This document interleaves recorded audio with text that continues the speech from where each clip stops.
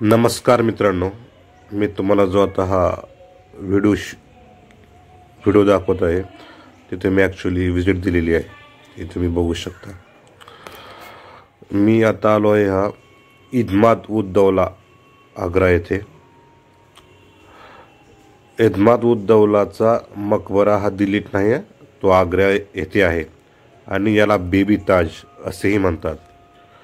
ही समाधी मुघल सम्राट जहांगीरची पत्नी नूरजहांने तिचे वडील मिर्झा गियास बेग यांच्यासाठी 1622 ते 1628 दरम्यान बांधली होती. हा मकबरा पूर्णपणे संगमरवरीमध्ये बांधलेला आहे.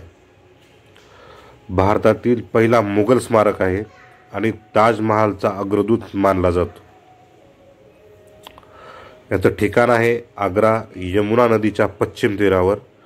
बांधकाम झालेलं आहे 1622 ते 1628 दरम्यान.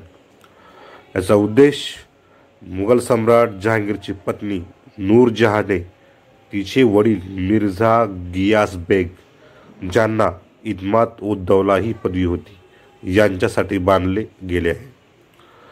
वैशिष्ट्य: हा मकबरा पूर्णपणे संगमरवरी आहे आणि पियात्रा ड्युरा, आय रिपीट, पियात्रा ड्युरा या मौल्यवान दगडाच्या जडणकाम कलेचा